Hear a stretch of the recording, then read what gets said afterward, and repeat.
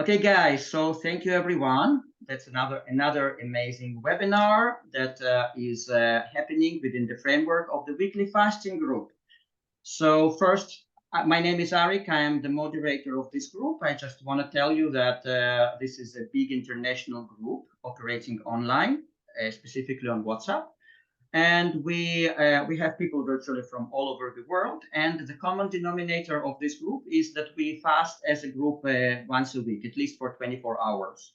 And it's really open-minded. So some people do water fast, some people do dry fast, some people do liquid. So every person can decide whatever suits them. And this group is also very open. Like we have people from all the range of dietary lifestyles. Like we have vegans, we have meat eaters, and we all coexist in harmony with the willingness to learn from each other, willingness to be tolerant, and basically just to spread love and to spread tolerance. And we also have people coming from different religious backgrounds, spiritual backgrounds. So, and also every Friday or almost every Friday, we invite interesting speakers in the field of nutrition, spirituality. We have speakers who talk about their healing stories like today. And it's open to everyone. So that's more or less about that. So if you are watching this video later on, this video is recorded. It's going to be on YouTube, open to everyone. And below the video, you will find my WhatsApp number. So if those ideas appeal to you and you would love to join this group, you're welcome to send me a WhatsApp message with your name, and I will happily add you. That's about that. Now, today, we have with us Emily Penton. Thank you, Emily, for joining us. Thank you. Hello. Yes, thank you for having me. Yeah, and actually I contacted Emily after being inspired by one of her interviews, inspired by her amazing healing story. We're going to talk extensively about that. But before we actually delve specifically into your particular case, your particular inner story, healing story, I called this webinar True Mental Health, because that's the subject I would like to talk about. So my first question is kind of more philosophical one. So what is true mental health for you? True mental health for me is something that I didn't know how to define in the earlier parts of my life. I would say the first 40 years of my life, because I didn't know what stability felt like. So it was like using a language that I didn't know to try and define my life. And so nothing fit, nothing worked. But now mental health for me is stability. It is getting a flat tire on my car and knowing that I will be okay and that everything will be fine and that somebody will come and fix my flat tire, or having something happen in my finances, or having somebody yell at me, having somebody say bad things to me, and I am stable and I am okay, even though there's other circumstances around me that are happening. They don't rock my boat. And so I am able to maintain that stability regardless of outside circumstances. Everything comes from the inside out, not from the outside in. Wow, that's so inspiring. And I guess in the past, especially when you were in the middle of your bipolar disorder or bipolar issue story, it was completely different. Completely. I felt like I was just drug around by the nose into my life, highs and lows, and everything was happening to me. Everything was, this person hurt me, and then I got this problem, and I've got that problem, and all of these things were coming at me, and I didn't realize the power that I had within me to actually create from the inside out. Wow. Okay, Emily. So now tell me, so I would like to delve little bit deeper into all this story with the bipolar. So just tell me, I just want to make sure that I understood it right. So you were practicing a psychotherapist, right? Yes, and here they call him a counselor, or they call him a therapist. But usually the term psychotherapist, they use that for the doctorate level. I am at the master's level. I have my master's in clinical counseling. Okay, and then did you have your own practice at that time? I was working towards that. I was underneath a supervisor, and so it was her private practice that I was working at. And what kind of problem? And we are talking how long time ago? I got my master's degree in 2014. So I was practicing as a therapist or counselor, however you want to say it, up until 2018. Well, Okay. I shouldn't say that. I had to take off for 6 months with my mental illness, and then I went back in June of 2019. So about that 5 years. Yeah. So prior to the mental illness, what kind of problems did you help your patients deal with? I had many clients who were dealing with needing anger management. And they were just had so much rage that they had bottled down everything, and they needed to talk about the things that, the childhood trauma, the relational trauma, the self-sabotage, those kinds of things. I had a lot of bipolar clients, anxiety, depression, and then I worked with children. So I worked with children who were in the foster care, and then also children who were in a children's home, where it was a facility where they had been taken away from their home because their home was no longer livable. They were in severe abuse. And so they were put in a children's home. And so I would have therapy with the children in the children's home. Interesting. Emily, and I wanted to ask you about bipolar. Is it something that happens? Is it something that happens to you like suddenly, or it is something that is growing and becomes more and more severe? Because could you please tell us about that? Because I don't know. I just don't know. Yeah. I had my first significant episode when I was in my early 20s. And I was actually hospitalized, like put in a psych ward for 5 days. And that turned into a psychosis. So that was a very, one end of the spectrum kind of experience. But most people just have, these waves where they have a mania, where they do excessive spending, or they make impulsive decisions, or they're obsessed about an idea and they will stay up all night, and they will they will eat, breathe, live this idea, be it that they want to go sell purses, or they want to go into real estate, or they just get obsessed about something. And then it turns into the crash, and then it goes into depression, where they can't get out of bed for days at a time. And they feel useless and worthless. And then they're depressed because they just spent all their money whenever they were in that impulsive state. And so I can look back now and I can see those cycles. But whenever I was going through them, it wasn't as obvious to me, because you get these bipolar lenses and you see everything in your life through the lens of bipolar disorder, and it just becomes your reality. And it wasn't until I got off of that roller coaster that I was able to look back and see the patterns. Interesting. So we could say that basically, so you told me that you started having those episodes around 20, like 20 and something. Yes. Yeah. That was the first time a professional or anybody said the word bipolar disorder to me. Okay. And then, and when was your last episode? April of 2019 was my last episode.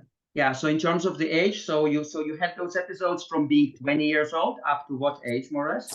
40 years old. I was 40 years old in 2019. So you were for 20 years, you basically were influenced by those bipolar behaviors. Yes. And how often, what was the frequency of those episodes for you? Yeah, I can look back and I can see periods of years that I was remotely stable and able to function. But then near the end of 2018, it turned into rapid cycling where I didn't know who I was from one day to the next. Wow. And sometimes I would wake up and I would have a caseload of people and I would, work until 11 a.m. And then all of a sudden a switch would be flipped and I would have to cancel my whole rest of the day because I had to go home and go to bed because I couldn't even pick up my phone. I couldn't respond to an email. I was just paralyzed with depression. And before I had been able to function because I would have, at least 3 good days a week. And I would knock it out of the park. And my supervisors would say, Emily, we recognize that you have bipolar disorder, but you were such a good therapist on the 3 days you're here that we want to keep you. And my clients and nobody else knew that the other days that I wasn't there, I was in bed and completely disabled. But once it turned into rapid cycling, it became unethical for me to practice and I had to leave my job and I had to move in with my mom. And that was another level of depression at the age of 40 to really realize that I'm homeless and jobless. Yeah, yeah. And is it a known phenomena, by the way, that at some point this bipolar episode become more frequent, more and more frequent? Yeah, and also if you're in a high stress situation, and I was definitely in just a high stress situation, and I just kept going. I kept pushing and kept pushing and kept pushing, and I never allowed myself to take a breath, and to really celebrate who I was. I always felt worthless. When I was knocking it out of the park, I had that mania about me, but I still didn't feel good about myself. And then of course, in the depression, I felt like I was just a worthless, human being. And I recognized my potential and that I wasn't fulfilling it. Yeah. Okay. So just for people who don't know, who are not familiar with this term, as I understand, bipolar is defined as having like lots of ups and downs. So, but actually, very in a very excessive, like on a very excessive scale. Like if you are up, you are really up. If you are down, you are completely down. Is it like that, or how could you define bipolar if you described it to a person who doesn't know what it is? Yeah, it's kind of the same way with that they describe all mental illnesses. If you meet one person with bipolar disorder, you've met one person with bipolar disorder. It is a spectrum. And there are people who have to be hospitalized every month.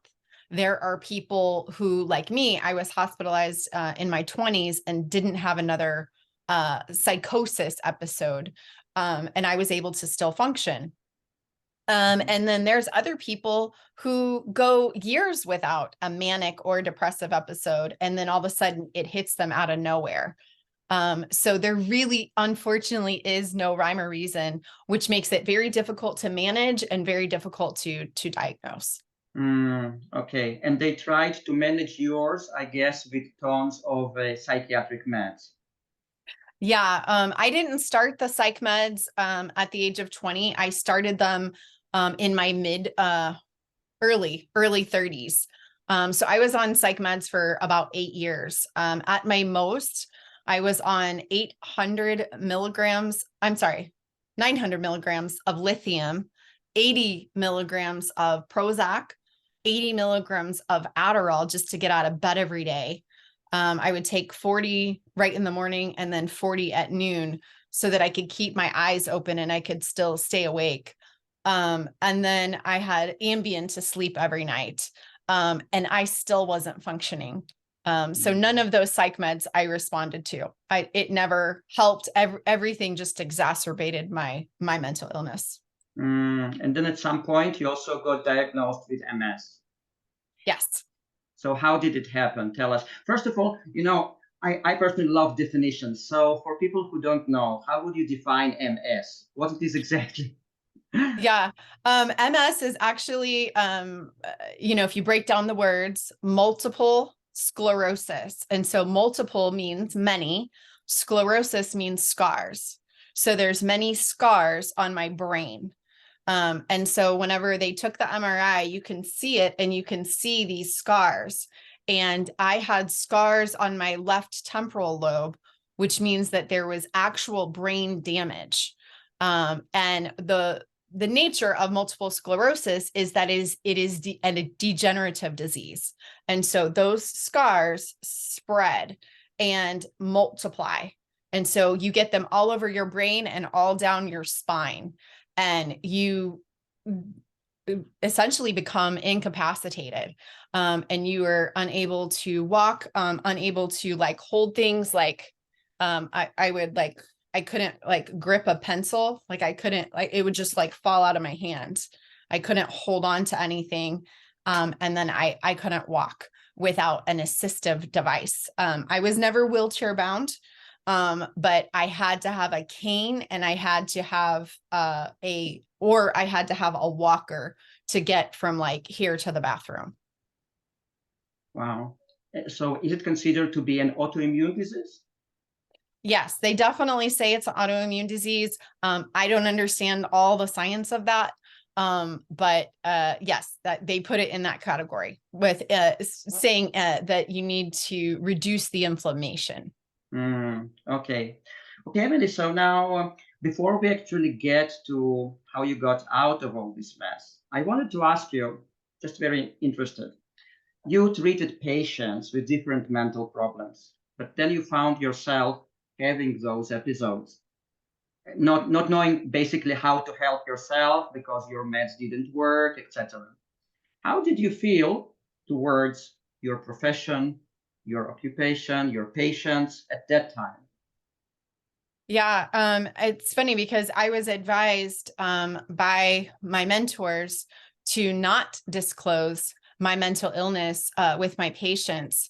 But there was this inner knowing in me that I knew that I was more effective if I was able to be transparent with them and to let them know that I can resonate and I can relate to their problems.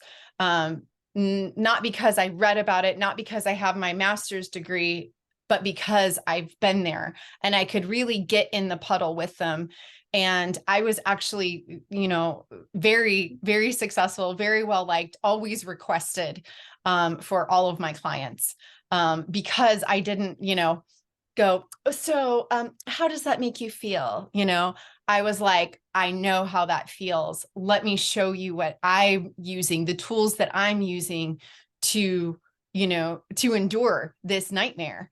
But I never had any really lasting tools to be able to help them. I just was able to improve their life. Okay. Okay, so what was your lowest point in all this story?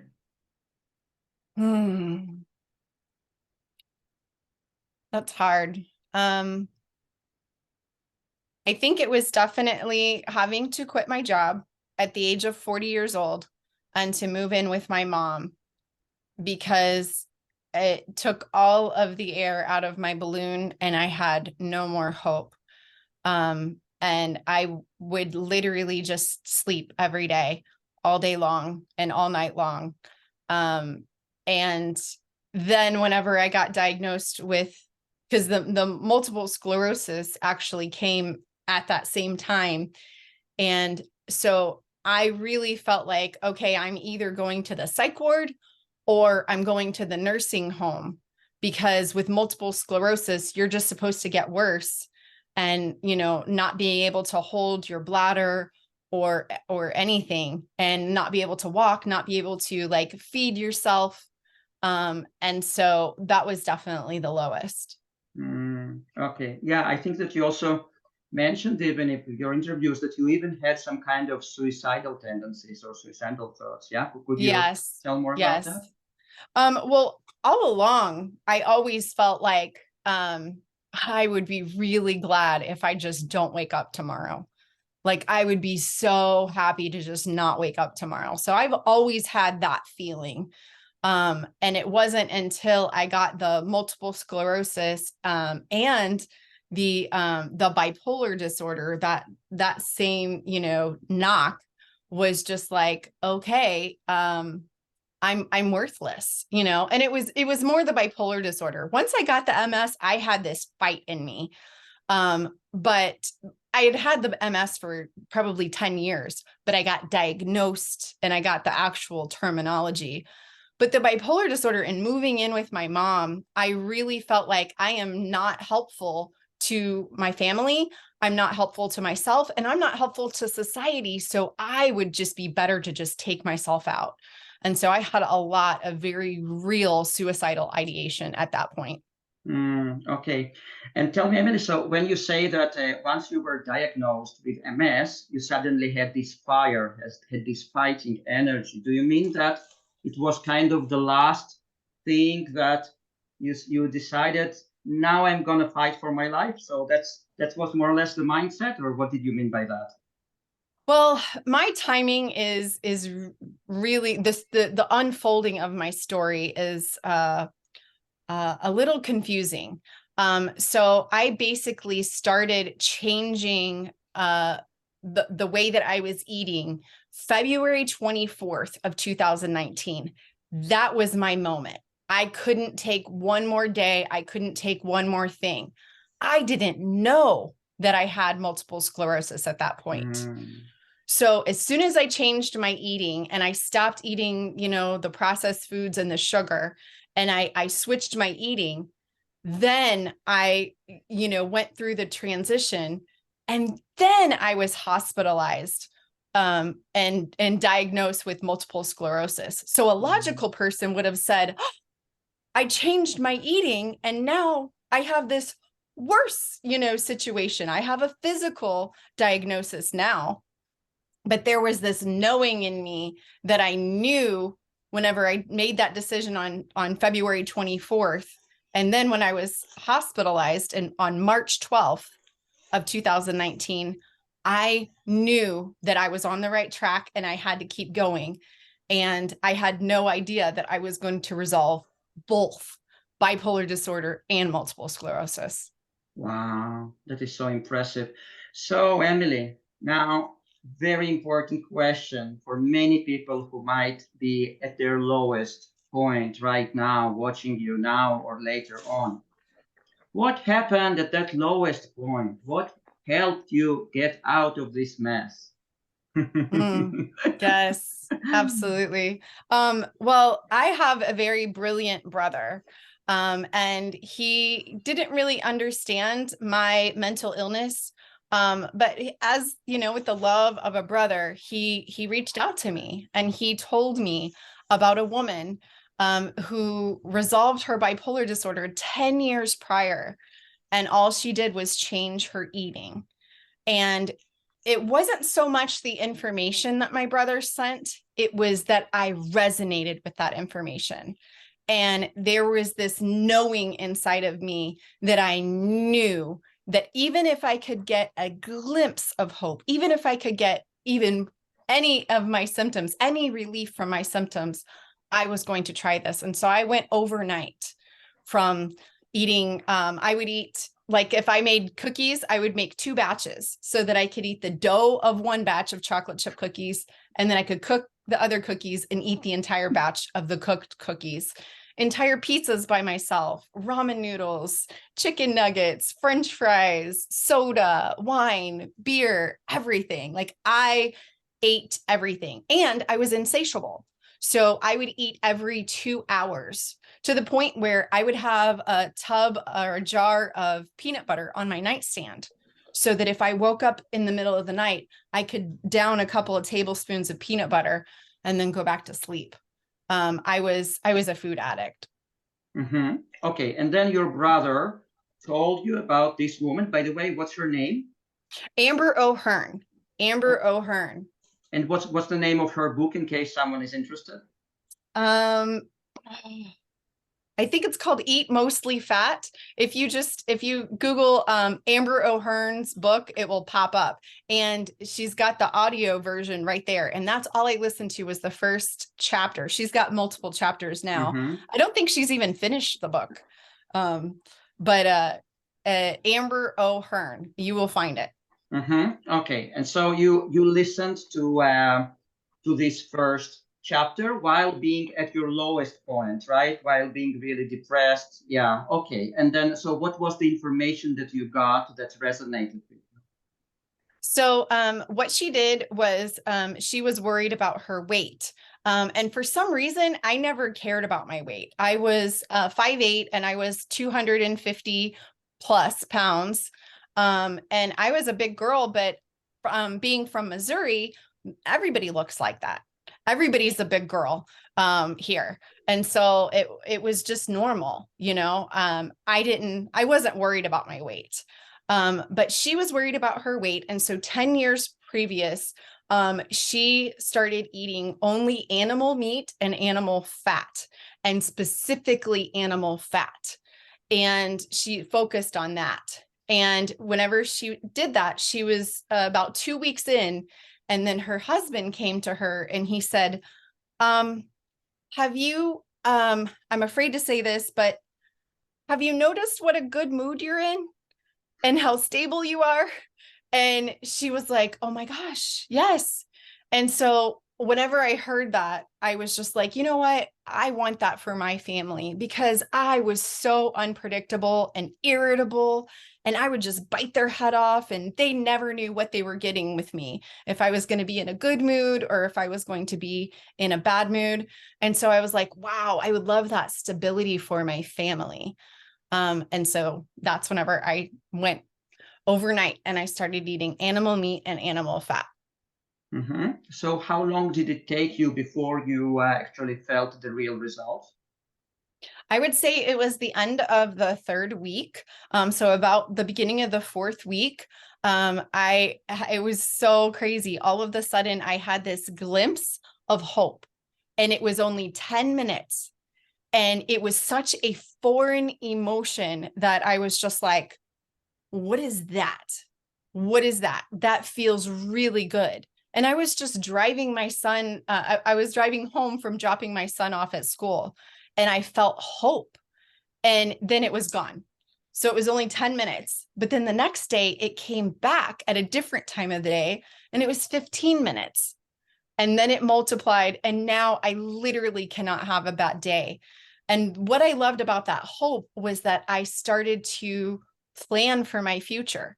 I had never planned for my future before. I was trying to survive. I was trying to get through every single moment without, just screaming. And now I was planning for my future and excited about what I was going to do that day or what I was going to do tomorrow. Wow, so impressive. So how did you go about your meds? Did you quit them like cold turkey, or did you decrease them gradually? How did you work with that?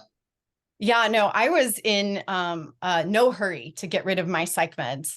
I started eating this way, and then I actually had my last bipolar episode in April of 2019. And then my psychiatrist, who I had been with for 8 years, so he had seen my crazy in full force, and he started seeing a difference in me and a light in my eyes. And he said, Emily, there's this light in your eyes, and you're here and you're present. And he said, we need to start tapering off of your meds. And I was like, no, this is my security blanket. We just got to a good place. I just went back to work full time in June. I was doing well. I said, let's not rock the boat. And he was like, just a little bit. Let's just take it down just a little bit. And so we did, just a little bit. And then the next month, just a little bit. And then in the next month, and I had no problem transitioning and tapering off of those psych meds. And then my last psych med was September 26th of 2019. And I haven't gone back. Wow.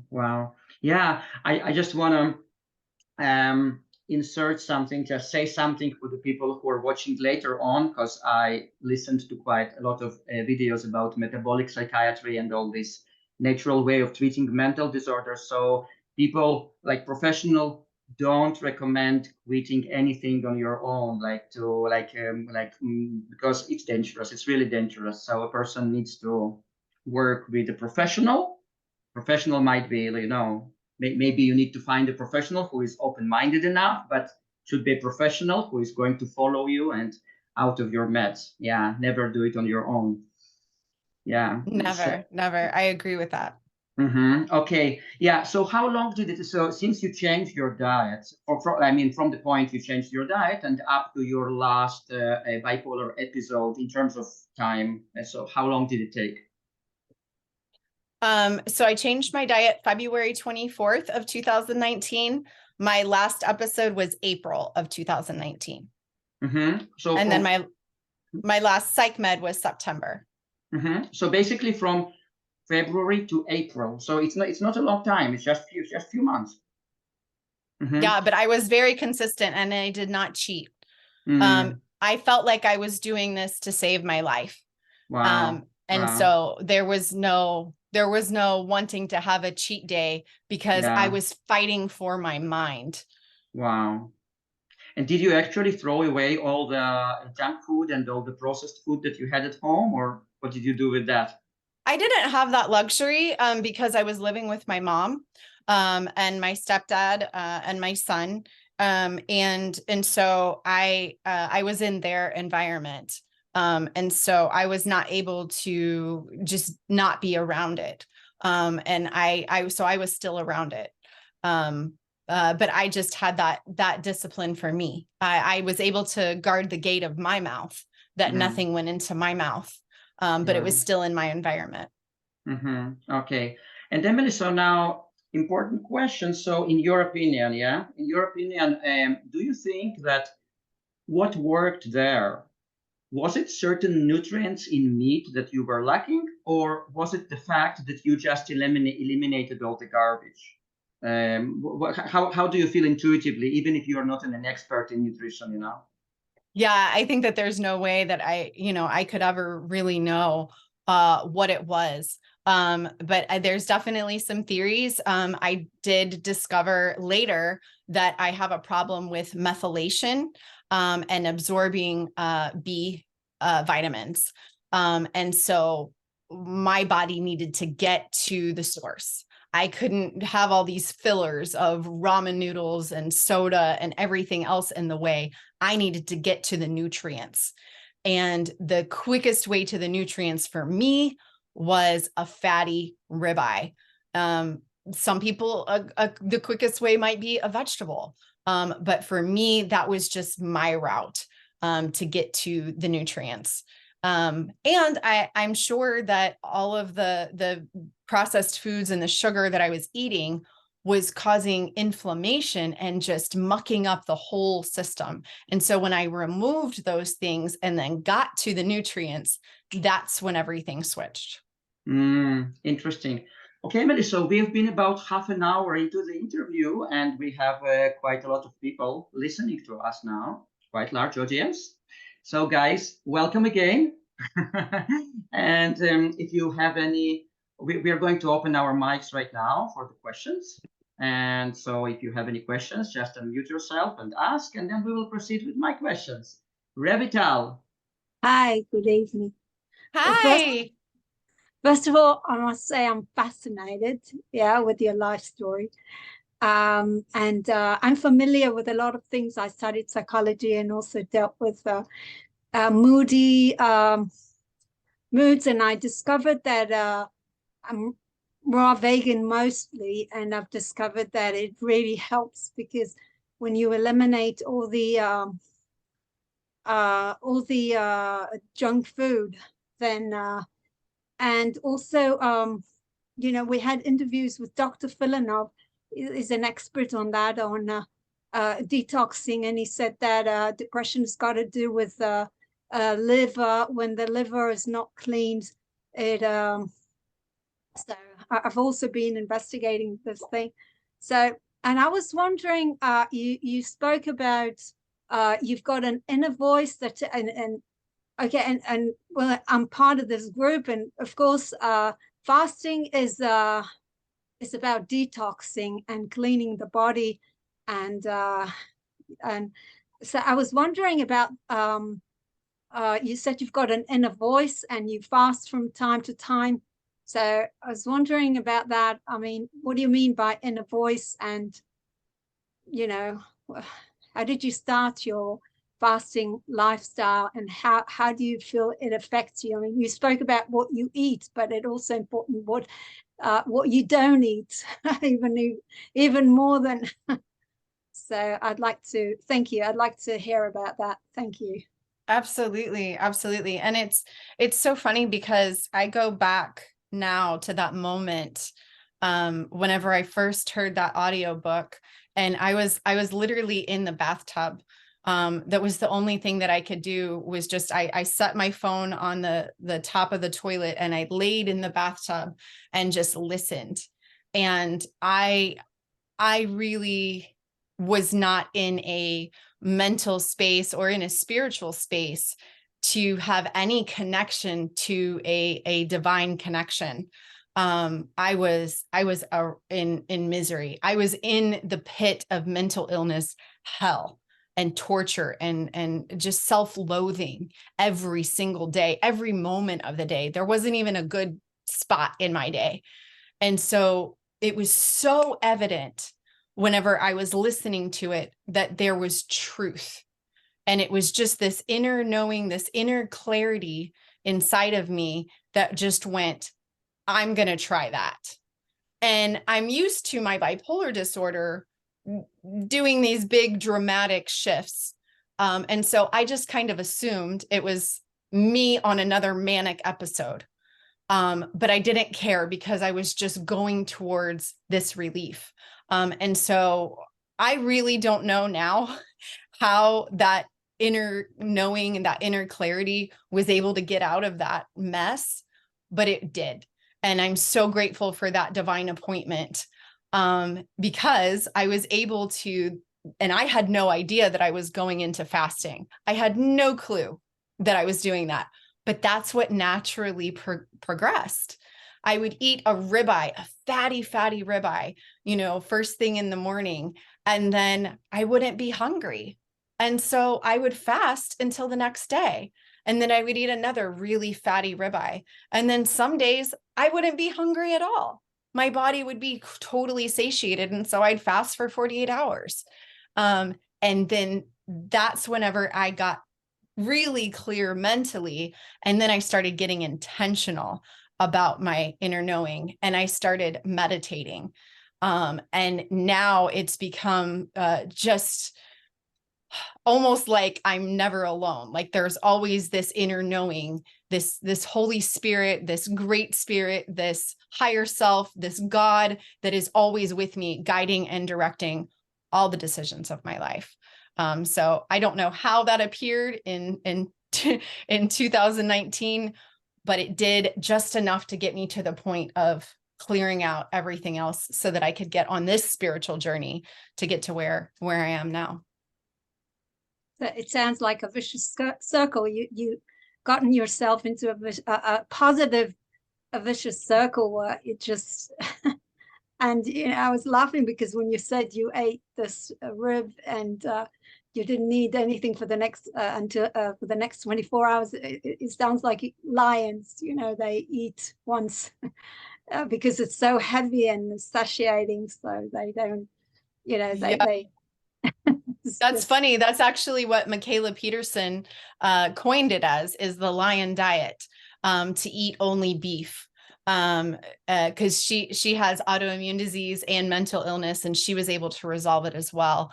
And I was able to just follow suit with her, really kind of paving the way before me as well.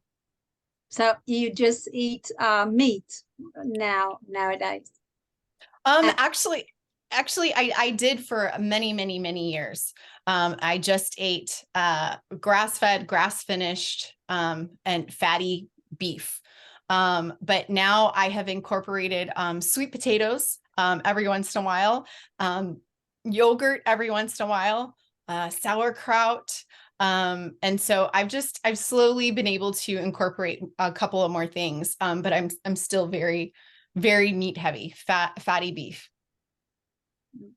Okay, I'm on the trying a raw vegan way. Have you considered that? Did you come across it? I mean, have you heard about it? And so yeah, I really think that there is so much to be said about our inner knowing, and that's why it would be unethical for me to say, hey, you have to eat fatty meat. This is the only way, is if you eat fatty meat, because I'm not inside your body. I don't know what your body is telling you to eat. If my body told me to eat vegetables, raw vegetables right now, I would do it.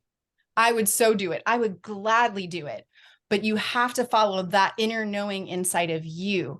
And so I honor and I totally agree that, I mean, there's so many people like Dr. Walls and her protocol, you know, piles and piles of leafy green vegetables. And she obviously resolved multiple sclerosis. Many people have. I just know that we can agree that ramen noodles and soda and chips is not the answer to resolve mental illness or autoimmune disease, but cleaning out and getting those foods. One thing that I love about the foods of vegetables and animals is that they both use sunlight. They both use light. Light comes in and they are able to synthesize that. Like the cow, he eats the grass and that light comes into him.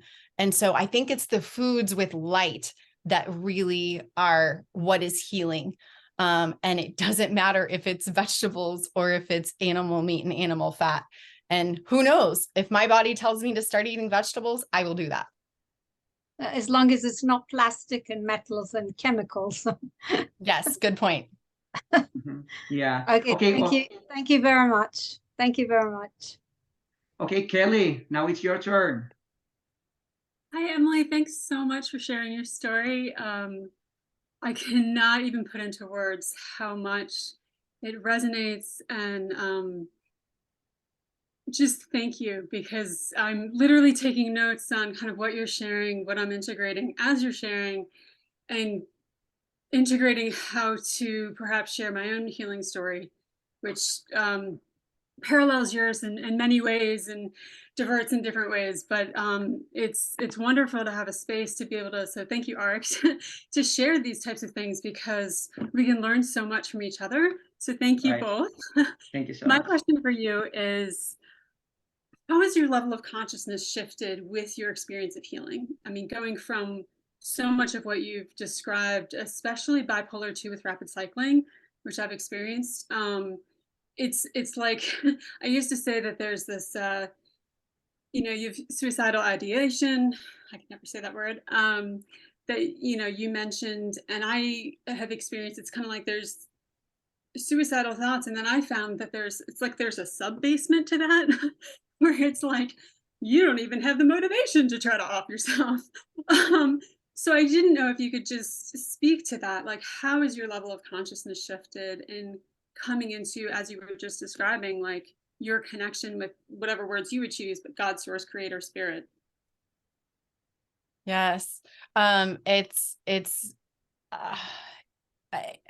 know this word is thrown around a lot right now, but it is a quantum leap. Who I was in February of 2019, I almost feel like I've had a shedding of self where I'm in a whole different skin. And I love her, but I don't recognize her. Like I don't resonate with anything. I don't function for even 5 minutes with any level of the thinking that she had. It was right here. And there was no going up. Like she just kept hitting her head on this ceiling and there was nothing. There was no hope. There was only darkness. Right. And then now I liken it to like a maze. Whenever you like, if you go into a garden where they have all these hedges and it's a maze, and so you're walking through and all of the hedges are way above your head, and you're going left and you're like, it's a dead end, and then you go right, it's a dead end, I don't know where to go, and you can't see. But then now I'm able to see the maze. I'm still in the maze, and I just go, I got to go left and then right, and then I'm there. Okay, now I can see where everything is. And so it's a completely different experience on a daily basis now that I'm not walking and operating in hopelessness.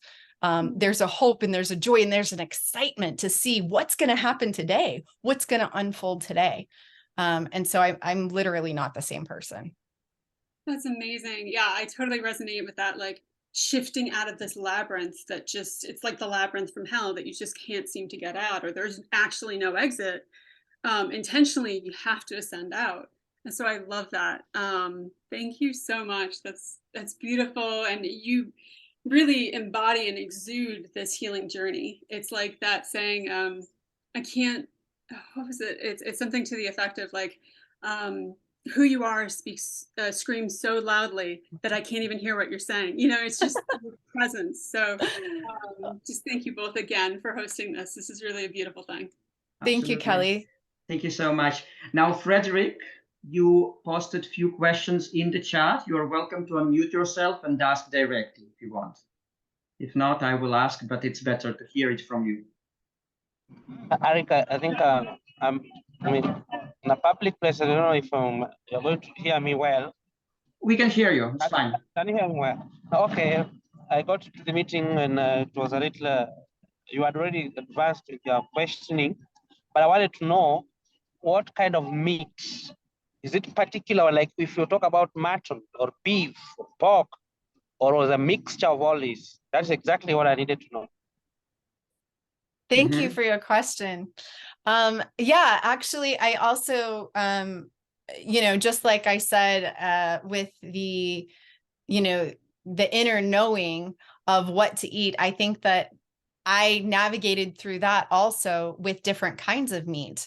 And I think it depends on your location and what you have available to you. I am in Southeast Missouri, in, the United States. And there's much to be debated about what is in the grocery stores here and what they do to the meat to process the meat in our country, the chemicals that they put on it to preserve it. And so I started out in the grocery store. I started out eating breakfast sausage, which was pork, bacon, which was pork, and then steaks, which was beef, ribeye, beef ribs, like fatty beef ribs, rotisserie chickens, ground beef, fatty pork butt, salmon with the skin on, chicken wings. I ate all of the things, all of any animal meat and animal fat, lamb, anything that I could get a hold of. And so any fatty meat that I didn't eat was just because it wasn't available to me. And then I started noticing as I cleared everything up that I was actually reacting to some of the foods, some of the meats, shrimp and crawfish. I noticed that I was having reactions to certain meats and that I felt best on beef. And then I found out that I was reacting to the grocery store meat, and I had to shift after a year of eating that way. I had to shift into a local farm. And so I eat only the beef and the beef fat of a local regenerative grass-fed farm now, because that's where I feel best. I can eat those other things. It just doesn't feel good. I don't feel as good. And so that was my journey. And thank you so much. That makes sense. Do you combine this with something else? Like in our culture, I mean, in Africa, here is in Kenya, Africa, we eat what we call ugali. And this ugali is a flour. We mix flour and with very hot water. We make something like, how can I, the best example I can give, I don't know if you know this, just water, very hot water, put flour in it, and then keep on stirring until it makes something very strong that is very solid. We eat that with meat. Or sometimes you can eat, there's something called chapati. I don't know how you make this. This is a flour from wheat. These are just like baked, it's not baked anyway. It's not baked. You don't add those baking powder on it. You just take the flour from wheat, mix it with some things, and put it on a pan that has fat that is frying. So like it's not deep frying, just a little fry here and there. So we combine with such like things to eat to get food that we want. Combine it. We can eat with beef. You can take with whatever thing. So are you combining this with your any other foods, or it was just plain, clean, lean meat? Never lean meat. It was always fatty meat. Fat was very important. Once I realized that I had multiple sclerosis, another thing about multiple sclerosis is that there's nerves and they have a myelin sheath on them. And when you have multiple sclerosis, that myelin sheath is deteriorated and it's made out of fat. And so you eat animal fat, to rebuild that myelin sheath. And so I really believe that that's been very important. As far as to answer your question about including other things, what I did, and this was my journey. This is not anything that I prescribe to other people that this is what they need to do. But what my journey was, I need to clear out all of the noise. And I need to get into an elimination diet where I was able to do my own science experiment. I was able to remove all of the possible players so that whenever I reintroduced one new food a week, I knew that that's what I was, reacting to. And so for me, whenever I reintroduced flour, this is completely different because who knows what my flour is compared to your flour. Your flour is probably a way better quality than what I get from the grocery store here in America. And so there's really no way to make a comparison of those two things. But when I reintroduced the white flour from America, I had reactions, either autoimmune reactions or mental reactions. And so I knew that that was the problem because I had found my baseline with my experiment. I knew what good felt like. And so whenever I reintroduced something new, it was a problem for me. Thank you. Thank you. Thank you so much. You're welcome. Thank you for your question. Mm-hmm. Okay, guys, do you have any more questions? Okay, Emily, so I wanted to ask you, have you actually inquired from the scientific point of view why this kind of, reducing carbs, why it works for mental disorders? Because, there is this whole field now of metabolic psychiatry, Dr. Chris Palmer and other psychiatrists who work, brain energy. Actually, in Israel, I participate, we have just started along with some people who I know, some kind of activity to promote those ideas here in Israel. But have you inquired, actually why it works and what might be a possible explanation? We don't know exactly what possible explanation to that. Yeah, I am definitely not the one to speak on scientific things. I would refer everyone to go read this book, Brain Energy by Dr. Chris Palmer. And he goes into all the details. But as far as what my role is to kind of break it into layman's terms. And so I'm just going to give you my explanation of it.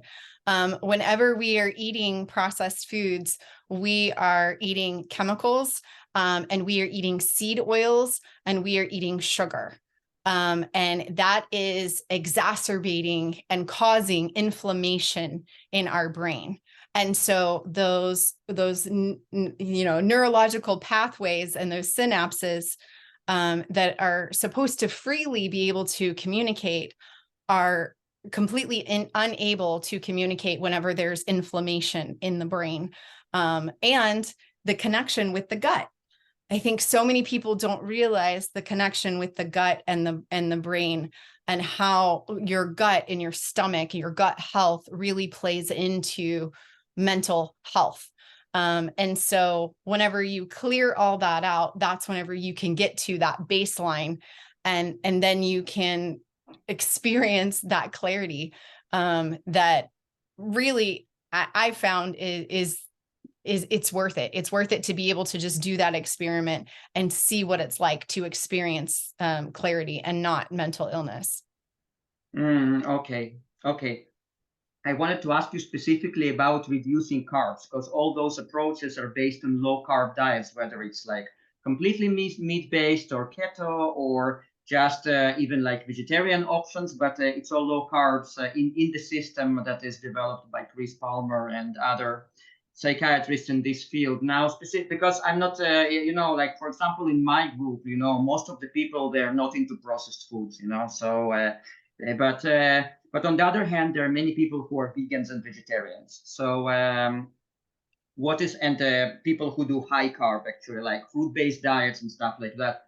So from what you have learned, if you know, if not, it's also fine. What is the significance of reducing carbs specifically, even natural carbs? I really don't know. I really don't know. I just know that in the hundreds of people that I have worked with mental illness, that once we removed the carbs and we got to a baseline, then we were able to really find a place to work from. And because they had never experienced mental stability. And so once they experience mental stability, then they can play with it a little bit. But if they keep the carbs in at the beginning, we never get to that baseline. We never get to that stability. It's not until they remove the carbs. And I'm not saying that they can't include them later. Like now, I incorporated a sweet potato, and I didn't have any problem. But I had a food injury probably about 8 months ago, where I had a white potato, and I was depressed for 48 hours. Just from a white potato from my house that I cooked in beef tallow, and I experienced depression. I hadn't experienced depression in 3 years, and I was leveled by a white potato, but I can eat a sweet potato every other week. I don't know. Until you do your own experiment, you don't know. Interesting. Emily, and because now I want to ask you a little bit about your working with clients, because obviously, so since you started your current activity helping people get rid of their mental disorders in natural ways, how many clients did you work with, more or less? I've worked with hundreds of clients. I started doing this for free because I didn't know, I just started answering questions online in 2019. And then I got certified as a coach. And then I quickly realized that I did not belong in the mental health field, because the licensing boards don't want me talking about food, and the insurance panels don't want me talking about food. And so I can't sit across from my clients with mental illness and say, I know the answer, but I can't tell you. I know what could help you, but I can't tell you. And so I just decided, you know what? I don't care about the letters behind my name. I just want to be a coach, and I want to actually help people. So I started out in 2019. I've been doing it ever since. It's some people don't even talk to me. Some people just watch my videos and then send me emails, and they're like, you changed my life.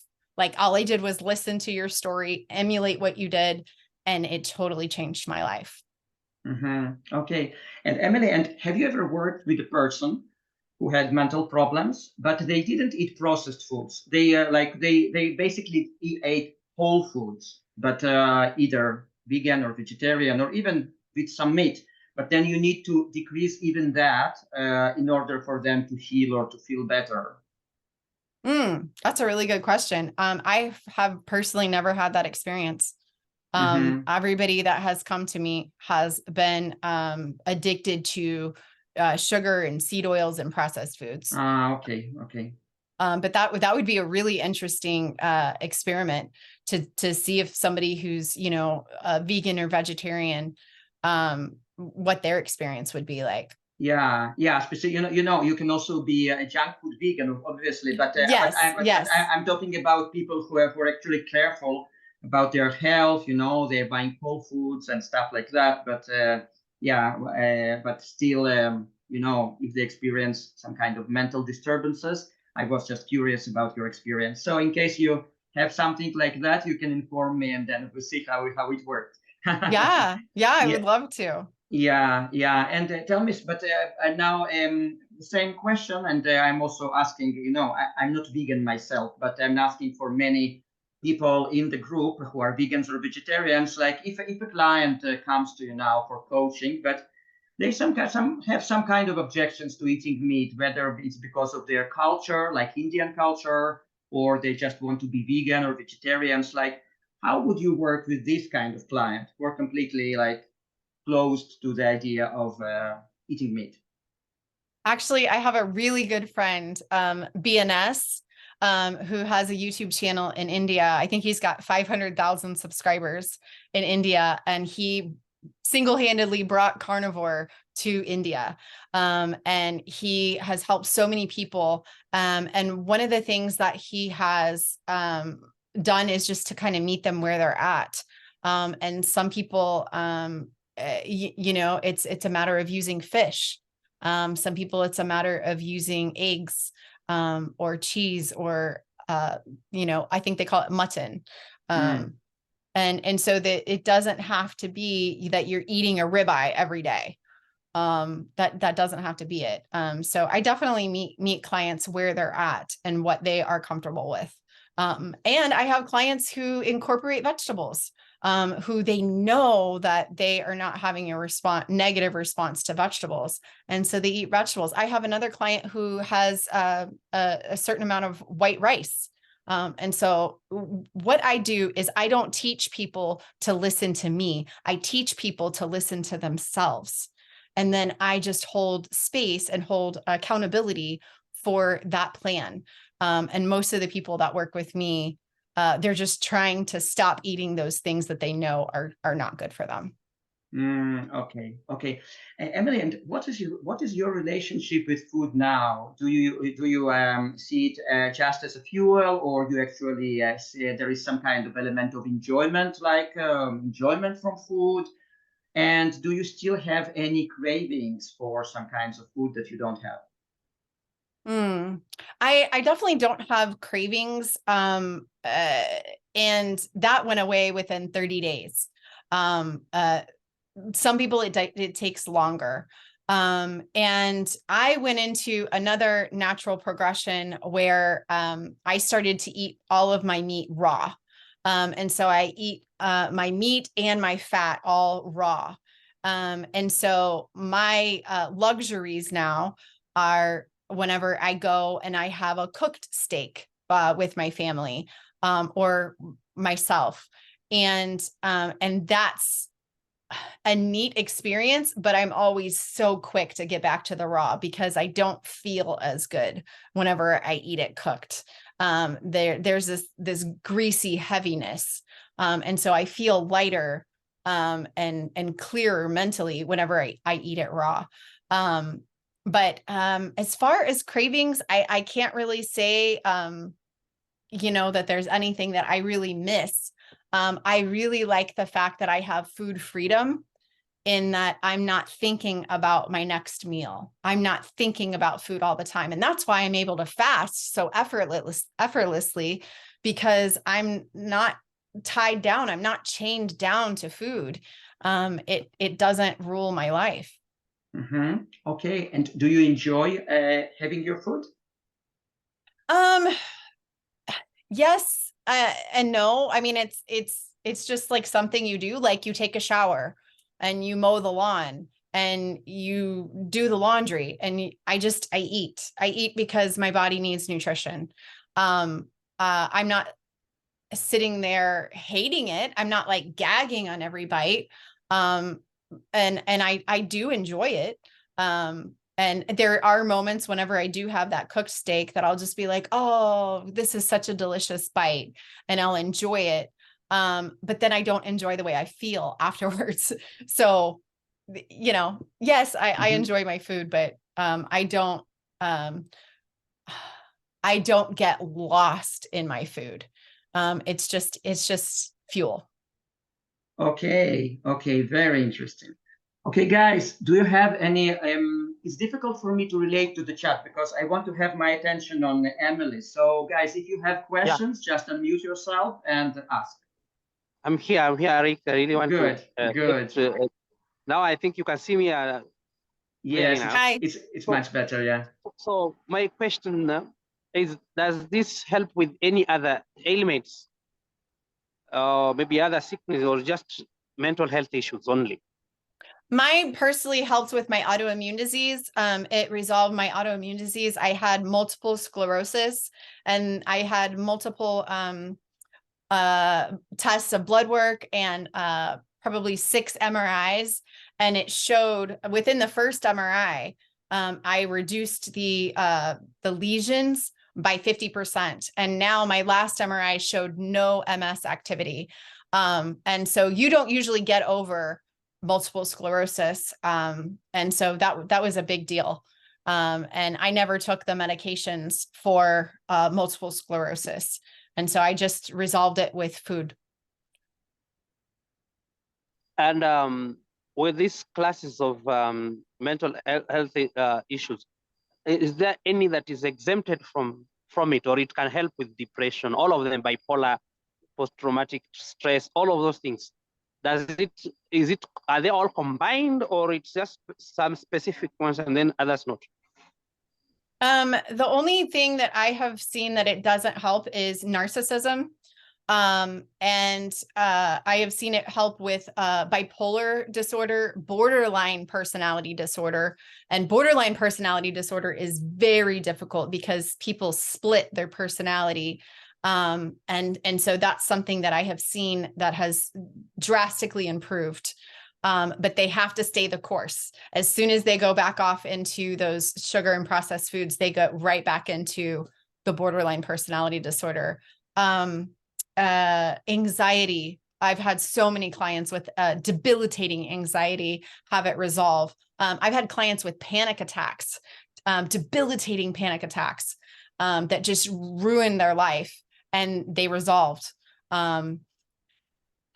There's so many. This book, Brain Energy, has so many. Schizophrenia. I've had a number of different people who have resolved their schizophrenia with just cleaning up their food.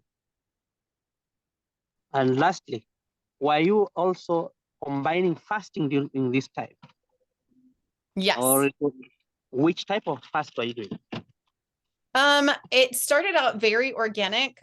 It would just be that I naturally just wanted to eat once a day. And so I would eat. And so I would basically fast, every 24 hours. Then it turned into 48 hours. And now if I fast, it is usually if I am guided by my inner knowing to specifically go on a fast. So I don't fast because I'm just like, okay, it's Monday and I'm going to fast for 5 days. I really check in with my spiritual guidance to, say, what do you want? What do you think? Because I feel that divinely, that God is the one that created me and knows if there's a sickness or there's something going on in my body that I need to fast for. And so I think the most I've fasted is 7 days. But I don't have any schedule or regimen for that. It's just really by whatever I am guided to do. Yeah, thank you. But we are always told, or we know, we have this knowledge that meat takes longer time to digest. So sometimes you eat and then you find that you don't feel like eating again. So like in a day, you can normally when you don't have the idea of fasting during those days that you are transitioning or you are healing, were you taking 2 meals or were these meals regular or irregular? Were they arranged in a way? Or, please. Some days I eat once a day. Some days I eat twice a day. There are random days where I will just eat all throughout the day. I will just eat 3 times a day. Those days are very few and far between. I can't tell you the last time I did that, but I have done that before. You know, and then sometimes it'll be followed up by, 2 days of fasting. So yeah. Emily, I think Frederick meant while transitioning, like when you started, how was it initially? Was it initially like that, or you kind of ate? So could you tell about that? Sorry. Yes. Initially, I allowed myself to eat anytime I wanted and any amount I wanted, and any animal meat or animal fat that I wanted, because I was already restricting myself so much to not eat the processed foods. And so I would say within a week, I was to about 2 to 3 meals a day without snacks because I was just so satiated. And then, once I got into the end of the first month, I was a regular 1 or 2 meals a day. And like I said, no snacks and no cravings. Emily, and in between meals, do you drink like while fasting? I don't want in your case even call it fasting because it's not something that you plan. It's just comes naturally. But do you drink water or do you drink any other liquids in between? I only drink water. Every once in a while, I do have matcha green tea, unsweetened, no sugar in it, just plain. But yeah, that's all that I drink. Good. Guys, do you have any more questions? You're welcome to unmute yourself and ask. Adriana? Yes, hi. Adriana. Hi. Hi. I have a question regarding, I did carnivore for about 2 years and I felt wonderful, like my mind, like no depression, no anxiety, and I have ADHD. That went away, like my brain was sparkly. That's how I could describe it, like a sparkly brain. Wonderful. But the problem is that I'm very obese. I weigh 210 pounds. I'm only 5'3", and I could never lose weight. And I'm 54, and I'm postmenopause, and I keep hearing things like you need sugars for your hormones, especially if you're older. And so I'm at a loss right now because I'm like it's like I have to choose between my brain or my body. Like I don't know what to do. Is that true about the hormones that you need the sugars when you're older, menopause, all that stuff? I don't know what to do now. I'm good. I'm at a loss. That's so frustrating. And I actually don't help people lose weight. And so I really don't know how to answer that question. I believe that the best thing that I do is I help people to find that inner knowing. And so I would ask you, what is there an inner knowing inside of you now that you have this mental clarity of a direction that you should go? I don't. I'm not doing carnivore right now because so now I'm depressed. Like, oh God, here we go. I'm back to the mental, like just life is hard, like issues come up and I don't have the mental strength, to deal with stuff. So, and then I got sick. So then I stopped, completely, no low carb, nothing. And it's just, I don't like the way I feel. I like the way I felt when I was doing carnivore. But well, I would suggest that you gravitate back to that. And then once you have that anchor, then you can navigate into learning more about your hormones and the weight loss. But I always say mind over body. You know, if I don't have my mind, I have nothing. That's true. That is true. Like, it's hard. It's hard when you're, I think I mean, I've never been tested, but I think I have that methylation issue too. So it's, yeah, it's hard when you're not feeling good. Like, you know, your brain's not like sparkly, working good. Well, and even if you had if I gave you all of the perfect things to do right now, you couldn't do them if you don't have your mind. You have to have your mind to be able to execute any information that you have. So information is pointless if you can't apply it. That's true, Emily. But you've seen it, right, on the Instagram, like, you know, eat fruit, eat sugar, the hormones. That's, you know that, right? All that controversy, low carb, you know, and carbs, and whatever camp you're in, you know, you've seen that they're really like adamant, like, oh, you need, you know, if you're a woman, you need the carbs, you need this. So, so it makes it hard, you know, like, I guess when you see all that conflicting information. That's why you have to go within. You can't go without. That's it. Out. You can listen to a different doctor every day, tell you a different opinion every single day, and you can go on that roller coaster. You have to get that inner knowing to navigate you. That is the only place that there is truth. There is no truth outside of you. The only truth is inside of you. I like what you're saying. That's what's going to navigate you. And what I hear you saying is get your brain healthy, right? The mental healthy, so that I could do that, what you're talking about. And you've won. You've won. You did it already. You know how many people that I work with that they're like, I don't even know if this is possible for me. I don't even know if my brain can be clear. You know, you experienced your brain being clear. And so all you got to do is go back there, and then you can navigate the next step.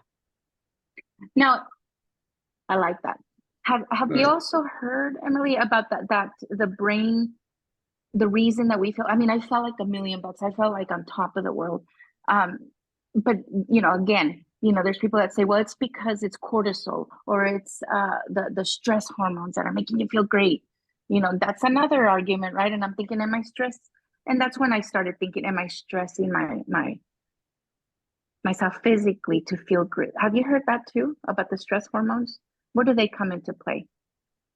All I know is that if I'm not clear, I'm not able to do anything. So even if I need to ride a cortisol high to get to the place where I can function and I can make decisions, clear decisions, and act on those decisions, I have to get to that place. That's been my experience. Okay. Yeah. So what I hear you saying, it's like when the switch is off. I started reading a book called The Joy Switch. Like when this, and I can't even read the book because my switch is so off that even reading stresses me out. And it's about joy, how to turn the joy switch on. I can't even read it. You know the answer. What you're saying. You know the answer already. I hear it. You know the answer. So I'm grateful that you spoke, and I'm grateful that you were able to, your body was able to hear you say this. I know the answer, and I just have to go back to that answer. Thank you. You've got this. Yeah. Yeah, Emily, I just wanted to tell you that I really resonated with your words about doing everything in order to get good mental performance. It's also important because you cannot decide anything when your mind is unclear. You cannot do anything. Like how will you ever change your diet or your lifestyle or your thinking if your mind is not clear? So if a person lives by certain nutritional standards and it doesn't give them mental clarity or certain lifestyle or whatever, just to do everything, just to get clear mind, and then from there decide. So important. And then what's the next step? Yeah. Okay.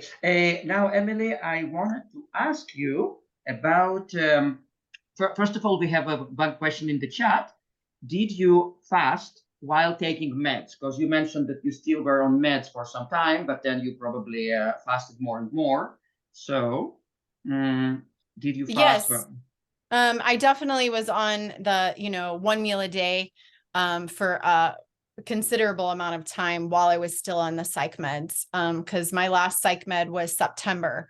And I started eating this way in February. So between February and September, there were many days that I would fast, 24 to 48 hours on psych meds. Okay, good. And then I also wanted to ask you about the restoration of your physical ability, because you mentioned that as a result of MS, you could not hold things. I think you also mentioned impaired speech, either here or some other interview. So you had lots of certain disabilities. Now, did you get back all those things, like your ability to move your hands, obviously you speak very clearly, so I have no doubt about that, but could you tell me how your ability got restored? Yeah, I'm actually better now than I was 15 years ago. I do CrossFit every morning, and I don't know if everybody knows what that is, but it's just a really intense workout. And it's easy for me. I can use my legs, I can use my trunk, I can use my arms. I have no problem with my speech, because before with the MS, I had delayed and slurred speech. And it was significant.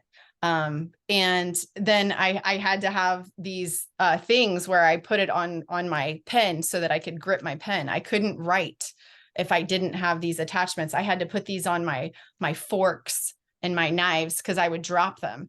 And so, yeah, now I don't drop my forks and knives. I don't drop my plates, my cups. And I'm able to run. I'm able to walk up and down stairs. I live in a 2-story house now. And most multiple sclerosis patients would never choose to live in a 2-story house. But I haven't had any symptoms since May 9th of 2019. And so it's completely gone. If anything, I'm better than I ever was, as far as my physical abilities. Amazing. Did you get all those abilities gradually? I mean, back. Yeah, like I said, my last symptom was May 9th of 2019. And so I was very weak through that time. And so I slowly, and I noticed as I started losing the weight, because the weight, I lost 120 pounds. And so as the weight came off, also, I was able to do more because I wasn't carrying around 260 pounds. I was able to function more, to run up the stairs instead of slowly go up the stairs. And so I noticed that I'm able to do more physically now than I ever was. Amazing. Okay, guys, so do you have any more questions? Because I want to talk more about spiritual side of all your process, but maybe some people have more questions about the physical side, physical recovery, nutrition, and stuff like that. If you have any questions, guys, you're welcome to unmute yourself and ask. So I have one more question. I was wondering, what was your inner child and emotional healing process throughout this time? Did you experience any, like the immersion of any repressed traumas that kind of helped you to better understand the development of the illness experience and then the healing integration of that? Such a great question. I really got kind of thrown into a tragedy in March of 2020. And so I resolved all this. And then, like I said, my last psych med was September of 2019. And so I was just getting on my feet whenever my whole world crashed. And it's a personal situation that I don't talk about publicly. But the air was taken out of my lungs and my heart stopped. And it was the most devastating experience that has ever happened to me, even worse than bipolar disorder. And this tragedy, I see now, and I know was another gift.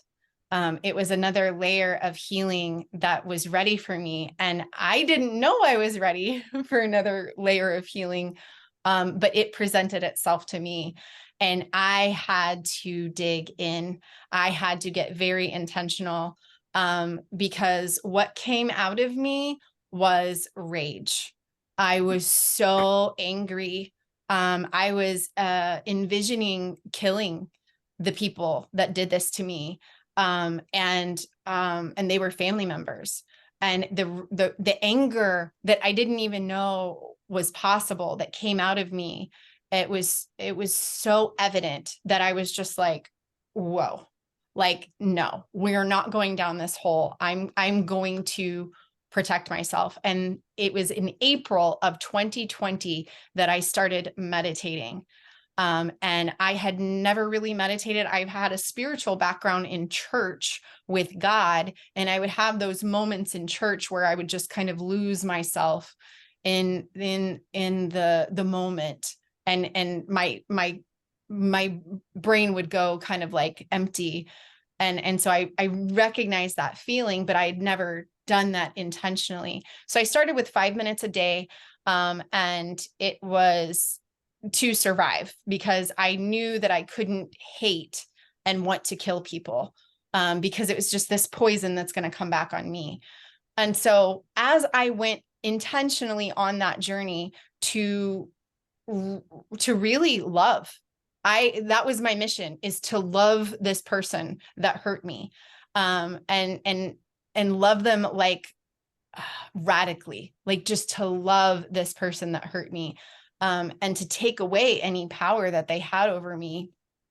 And I was able to do it. And as I went through this journey of healing and meditating, I was able to look back and realize that I created the multiple sclerosis. I created the bipolar disorder. I created the bad marriages. I created all of these things, and that I am the creator of my life, and that I am creating my future, and that the best is yet to come. And so it was this beautiful knowing. But I think if I hadn't gone through that really, really bad moment, I never would have gotten to where I'm at now, to realize that the power of everything is within me. That's awesome. Thank you. Beautiful. No Yeah, problem. Thanks for that yeah. question. Yeah, that's really touching. Okay, Emily, actually, it brings us to the next very big subject I would like to discuss about spirituality. So you started meditating. So do you have any spiritual practices that you are practicing now on a daily basis? Yes, meditation is a huge thing that I don't go without. I have gone up, significantly. My minimum is 20 to 30 minutes in the morning, 20 to 30 minutes in the evening. And then now it's my addiction that if I have a time slot in between appointments, I'm like, ooh, I get to go meditate. And so I go and I meditate, and I just commune with the divine. And I just get that knowing of who I really am, and that identity in, in the divine, to realize that I am divine, that I am holy. And my favorite thing is that I'm able to transfer that to my clients, and to let them know that they are divine, and they are holy, and that they are spirit led.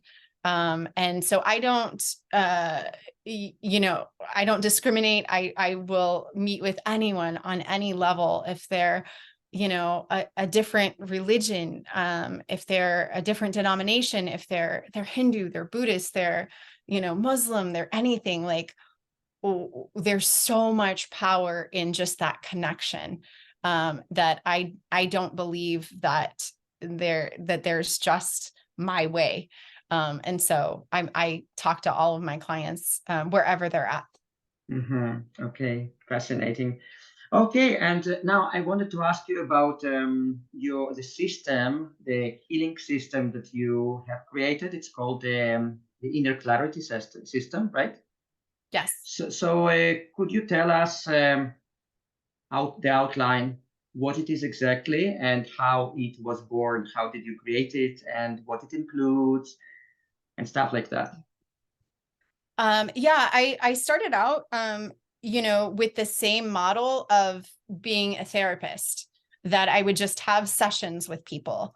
And I realized that that was a broken model, that people would, have this session with me, and then they would get all this information and they'd be like, okay, great, I got it, I'm going to go. And they would go and try and do it on their own. And then they would fall flat on their face.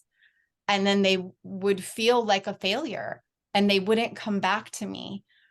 Sometimes they would come back to me a couple months later and be like, I failed and blah, blah, blah, blah. But I noticed that it was the clients who stayed connected to me. They stayed tethered to me on the good days, the bad days, the ugly days.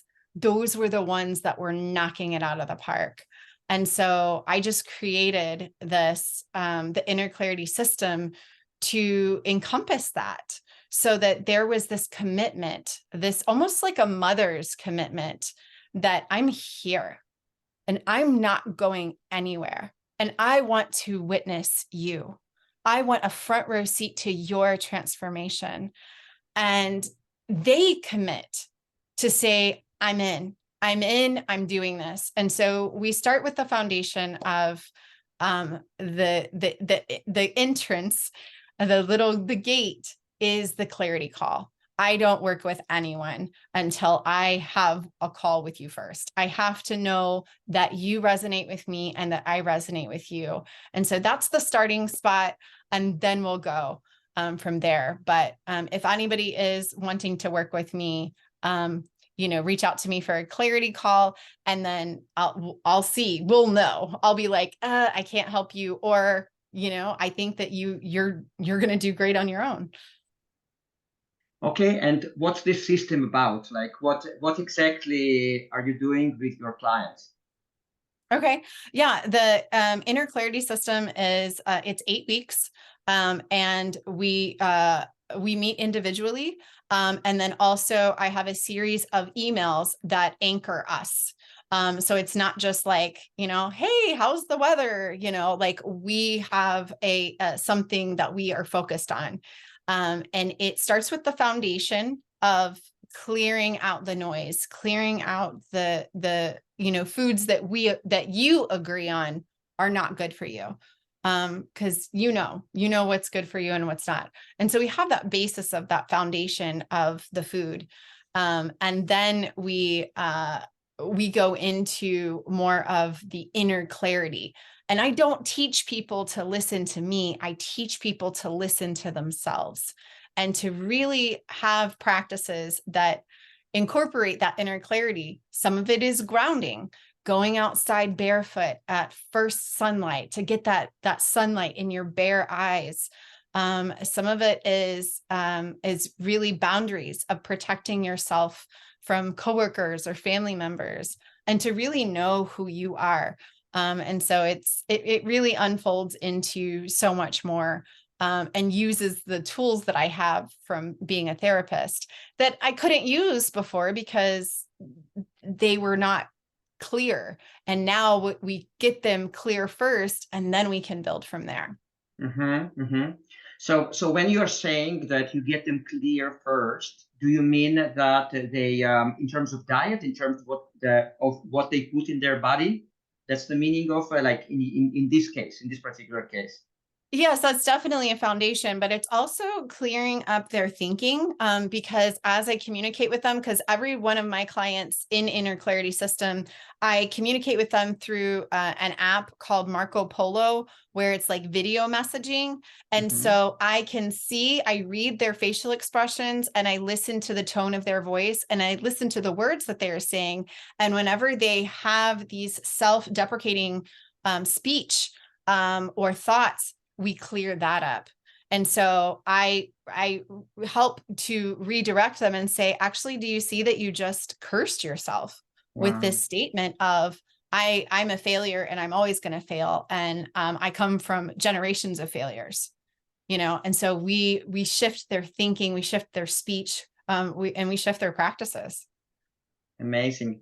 Is this system aimed at people who have like mental disorders, mental difficulties, or who is like your ideal like client or public in general? Definitely my ideal client is someone who suffers from depression. And usually that depression is from those self-deprecating thoughts of, I'm an addict. I keep eating the same thing. I keep doing the things I know I'm not supposed to do. I even have clients who are fentanyl addicts, alcoholics, I have people who have binge eating disorders, or eating disorders, bulimia. And so I'm really able to help many people, but that depression and that negative self-worth is pretty much prevalent in every single one of them. Okay. And what about other disorders such as bipolar disorder, schizophrenia, like borderline? Have you worked with these kind of clients? Yes. And I can work with all of them. I can work with, even the toughest cases. Love is my superpower. And for some reason, there's just been a whole extra level of compassion and capacity that God has placed in me, that I can help even very, very difficult people who other people are like, I don't know how to talk to that person. I can meet them where they're at. And I could talk them through, getting out. And it's so cool to watch them transform before my very eyes. To go from incapacitated to functioning it's the most amazing honor that I have ever experienced in my entire life. That's amazing. And do you work in a cooperation with any kind of professionals to get to help people get rid of their meds gradually? No, I do not. Most of the people that come to me on meds already have a psychiatrist, and I defer all of that to them. I am in no capacity, no skill. It is not in my scope to suggest anything about meds. So I leave that all up. I tell them if their psychiatrist wants to talk to me, they can talk to me. But I don't advise any clients about meds. Okay. And from your experience, like, do you have lots of clients who completely get rid of their meds finally? Yes. I mean, there are some who still are healing, and they still have some meds. And then there's some clients who are totally done, and they've been able to successfully transition off of them. So I got both ends of the spectrum. I see, Emily. Emily, and I also wanted to ask again about your potential clients. So if a person doesn't have any clinical definition of mental illness, but they experience lots of troubles inside of them, self-doubts, little depressions, ups and downs, can they approach you in that case? 100%. Yes, absolutely. I do have many clients that I work with who are neurotypical, and most of them have experienced, or kind of a trauma. And so they're just processing that trauma to really recognize their true self-worth and their self-identity through their inner clarity. And do you usually implement different spiritual practices while working with clients, such as recommending them meditation, prayer, and other practices? Yes, and I meet them where they're at. I'm not going to sit here and put one belief on the table and not meet them where they're at. And I'm not going to force people if they're not ready to have those spiritual conversations. We can just stay hands off. We don't have to talk about that. I can still help you. I can just help you so much more if we're able to go into the spiritual realm. Right, right. And is most of your work nowadays online, or you are mostly meeting your clients face to face? Yeah, I did have a local girl, a 12-year-old, who her mother reached out to me, and I met with her in person and helped her. But most of the people that I work with are in other countries, in other states, and other locations, and they're all over the world: New Zealand, Sweden, Amsterdam, Canada, all over. Mm-hmm.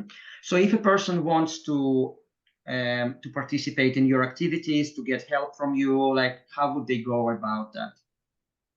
Yeah, so the best way is to have that initial call, and that's a clarity call. And it's $111, and it's like a diagnostic where we really get into what is going on, and then we go from there. And so that's the best way. You can find that just by emailing me or going through emilypenton.com. But I also have a free Saturday food support group. And so if you want to come to that, you can find that also on emilypenton.com. And it's a group just like this every Saturday. And we talk, except for it's public. So it's open to the world. Mm-hmm. And now, important question for many members of this group who might be thinking of approaching you. Does a person need to be open to eating meat necessarily to be your client? Not at all. Not at all. Really? Mm-hmm. Not at all. I will absolutely meet you where you're at. And I believe in your inner knowing. I believe in your inner clarity, and that you know better about your body than I do. And so I just want to hold you accountable. And what we do is we write 3 lists.